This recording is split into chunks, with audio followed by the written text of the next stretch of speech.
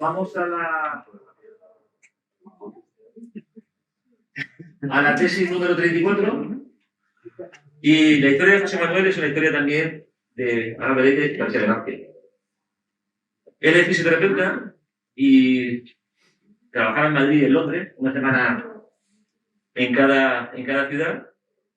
Y intentó hacer la tesis doctoral en Madrid, ya no lo contará, y se vino a Cartagena, a una hora del mar, a pedirme que fuese su director de tesis doctoral. Y yo, como siempre, a todo el mundo le digo que no, pues le invité al curso, se luego nosotros, y ahora veréis la historia de todo lo que ha producido esa situación o esa relación que ya no sé cuántos años hace, pero pues 11. 11 años ya. Y veréis que pues se ha crecido muchísimo y además tiene ya un currículum, un señor currículum, con publicaciones en muchos temas y además, cuando tenemos un problema decimos, José Manuel, ayúdanos. Y siempre está al lado, siempre. José Manuel, cuando quieras. Muchas gracias, buenos días. Bueno, pues ahora me toca a mí. Y nada, es mi turno de hablar un poco de la experiencia, de mi experiencia de doctorado como doctorando, que yo presenté en 2017 aquí en la Universidad de Murcia. Y bueno, cuando ya me lo pidió Fernando, la verdad que a mí estas cosas me da mucha vergüenza. Ya le dije, Fernando, me da vergüenza hablar en público, ya lo sabes, no me gusta, pero bueno, el caso es que aquí estoy como todos vosotros una vez más, aunque se lo decimos. Aquí estoy encima del estrado otra vez y de eso quería hablaros, pues sobre todo de mi tesis, sobre todo de Fernando, que es un hombre que te hace subirte al estrado y a muchos sitios donde menos te lo esperas, como ya sabéis. Bueno, os voy a empezar a contar, Fernando, que ya os he contado un poco cómo conocí a Fernando. Os voy a empezar a contar, porque probablemente la mayoría de vosotros le conocéis, habéis dicho que, bueno, habéis estudiado con él en la carrera, en la universidad, en el máster, trabajabais, eres familia o a través de un familiar, etc.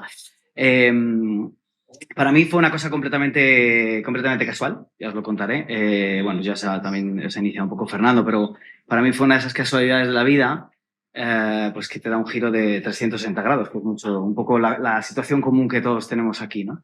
Yo en realidad empecé mi doctorado en la Universidad de Juan Carlos de Madrid, y ahí hice mi curso de fisioterapia y mi máster. Y bueno, esa universidad, aparte de regalarle los títulos a algunos, pues a otros lo que nos hicieron fue dejarnos en la puerta del laboratorio con la mano de mis niños con parálisis cerebral.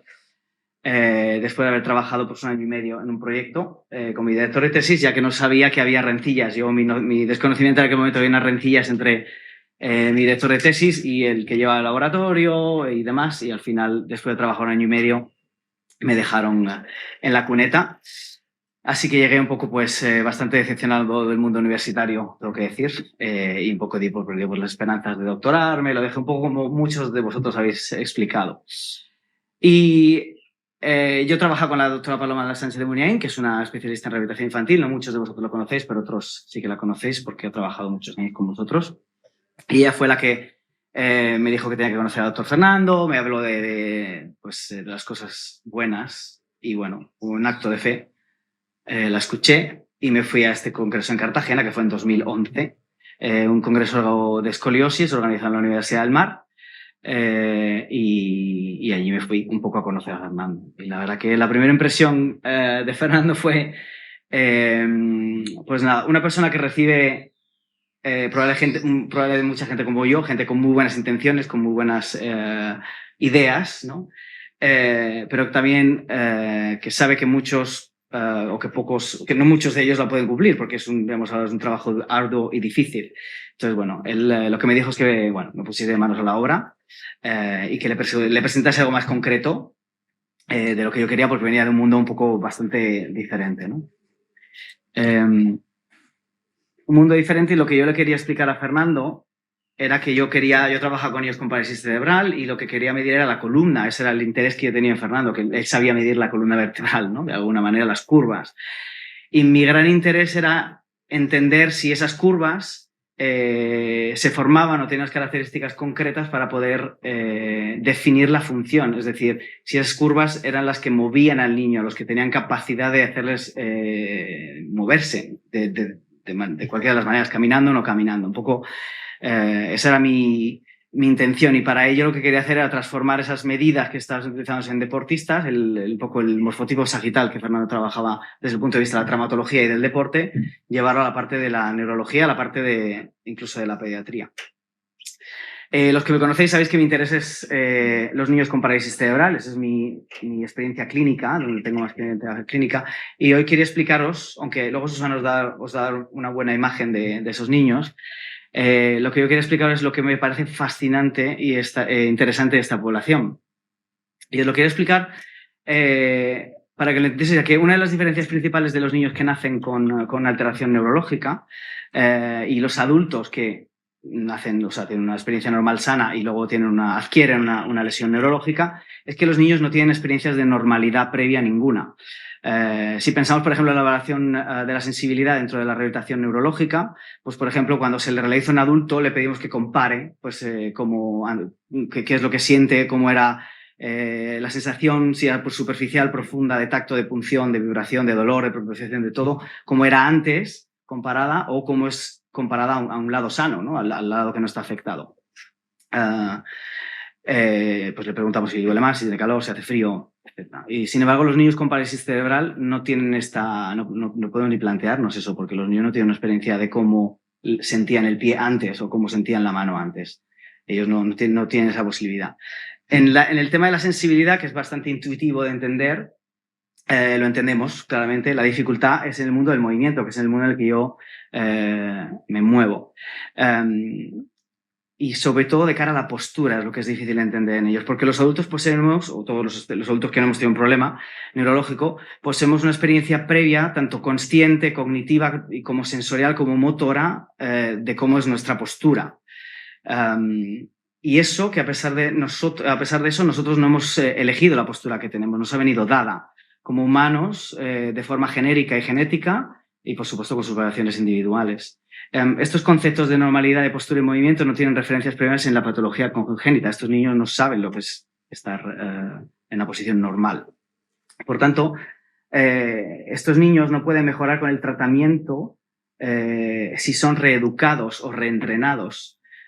¿Por qué? Porque ya no han tenido un aprendizaje previo, no tienen nada que reentrenar o reaprender porque no han aprendido nada antes, no tienen nada que hayan perdido. Sin embargo, disponen de algo mucho más potente, algo que en realidad todos nosotros tenemos en nuestro sistema nervioso central, pero que simplemente hemos olvidado, ni siquiera hemos sido conscientes, no es que lo hayamos olvidado, ya que solo nos ha servido durante el primer año de nuestra vida. Y estos son los mecanismos posturales ontogénicos humanos que se desencadenan de forma automática, inconsciente, involuntaria e inevitablemente para estructurar nuestra postura corporal tal y como es. El secreto de un buen fisio, en mi opinión, es saber cómo desencadenar lo que ha quedado intacto de cada uno de ellos, cómo sacar lo mejor de cada uno de estos niños. Pues bien, esto es un poco lo mismo que lo que Fernando ha hecho conmigo. Fernando me ha enseñado en ese proceso de doctorado sin enseñarme, sin reeducarme. Es decir, él siempre ha respetado en todo momento lo que yo quería probar. Ha respetado mi esencia, que yo era un poco diferente al grupo en el que iba a entrar, y sin sentirse amenazado por ello, que era lo que ha ocurrido a muchos otros, ¿no? Sino que lo que hizo fue pues darme las herramientas un poco las herramientas de las que Fernando disponía para que yo pudiese encontrar pues mi propio tesoro, digamos. Eso fue el doctorado. A grandes rasgos, mi tesoro, o lo que yo pude probar, es que las curvas sagitales de la columna vertebral, que tanto pues, me gustan a este grupo, son adaptaciones a la función deportiva, por supuesto, pero también a la capacidad de locomoción de las personas con parálisis cerebral, y no solo con parálisis cerebral, sino también en el desarrollo sano, una parte fundamental para alcanzar nuestro desarrollo postural humano durante el primer año de vida. Este, que es mi tesoro, ha sido además la gran base para poder seguir con mi investigación después del doctorado y probar pues, los resultados terapéuticos de la terapia boita, que es la base de mi experiencia clínica. Bueno, gracias a Fernando, pues no solo tuve un doctorado, sino que he podido tener la satisfacción de probar las bases neurológicas, como hemos dicho, de lo que creía.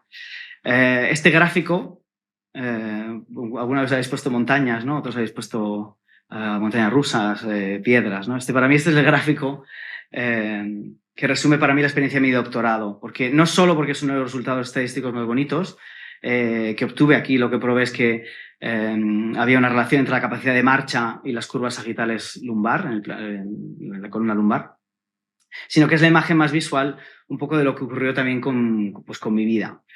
La línea azul diría que es la trayectoria que estaba siguiendo en el mundo de la investigación, con un final probablemente bastante mediocre. Una de esas líneas que uno empieza en el doctorado y luego cae y se olvida y lo dejas, ¿no?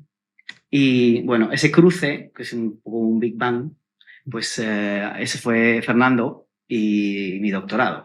Y mi doctorado sin Fernando no hubiese sido definitivamente lo mismo. Uno de estos puntos en la vida en los que no nos damos cuenta de que hay aparentemente pues, un significante cambio en la trayectoria, ¿no? De repente vamos por una línea y una pequeñita desviación, aparentemente insignificante, y sin embargo esa pequeña desviación solo necesita tiempo pues, para llevarte a un lugar completamente inesperado y muy alejado del que habías planeado. Mi vida como investigador se proyectó definitivamente sobre la línea verde. Eso quiere decir que, bueno, hasta estos han sido 11 años, hasta el mes pasado solo he sido capaz, después de 11 años, de culminar con el volumen de proyectos en los que nos embarcamos. No solo me doctoré con un doctorado internacional por compendio de publicaciones, sino que también he conseguido pues, el premio extraordinario de doctorado. He liderado 6 artículos académicos, participado en otros 5 y en el libro que culmina tu carrera. La guinda que le ha puesto a este pastel pues, ha sido poder entrar en uno de los hospitales más importantes de investigación y de tratamiento de enfermedades neurológicas en Londres, que es el UCLH. Y lo que no tengo muy claro a día de hoy todavía es la línea roja. Yo creo que la línea roja es la representación de la remuneración económica que tenemos los investigadores, que como ya sabéis, pues bueno, siempre hay un poquito de hueco entre un sitio y otro. Pero bueno, hoy no solo vengo a hablaros de los éxitos científicos obtenidos, que para mí han sido increíbles, sino os quería hablar también, y de forma más importante, de los éxitos personales. Lo mejor de haber entrado o haber hecho ese doctorado para mí ha sido, sin duda, conocer a un grupo de investigación que solo pone pues, una cosa por encima del trabajo duro y el esfuerzo, y son las personas. Y decir que porque cada vez que vengo a Murcia pues tengo siempre las puertas abiertas de la casa de dos personas maravillosas, sin duda. Porque cada vez que voy a Valencia sé que tengo otra casa de 2 músicos increíbles que nada, me han ayudado a padecer a Fernando también mucho durante estos años. Y bueno, si sigo por el Levante en este momento, pues incluso sé que tendría una casa en Cataluña. Estoy trabajándome la casa en Washington este fin de semana. Estoy en ello. Nada, me gustaría un poco acabar para finalizar con una de las conversaciones más importantes que he tenido con Fernando a lo largo de este proceso de doctorado. Bueno, probablemente tú no te acordarás, pero yo sí que me acuerdo, porque fue sin duda una de las más potentes. Y es que, veréis, yo vengo de una educación y una experiencia en la vida, las dos cosas, que me enseñaron a no brillar demasiado. Para no ofender a nadie, digamos. Era una humildad que hemos hablado mucho hoy, pero una humildad impuesta en la que destacar pues, era sinónimo generalmente de atacar. Un día, no sé cómo, pues hablando, bueno, lo hemos hablado hoy mucho, ¿no? Hablando con Fernando, le dije, no, si yo no quiero el título, yo no quiero poner el título de doctor, que lo hemos hablado, no, si yo en realidad soy clínico, pero bueno, yo por hacer el doctorado, ¿no? Con esa humildad un poco de los que queremos como, no estar ahí, ¿no?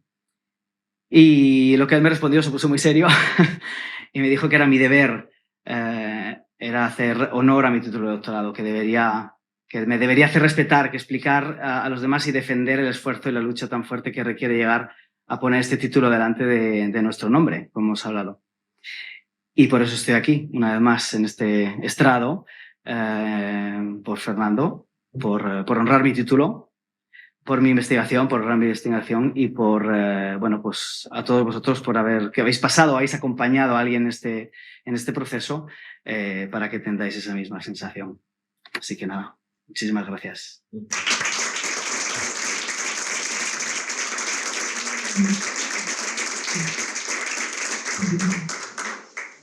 Muy bien, pues.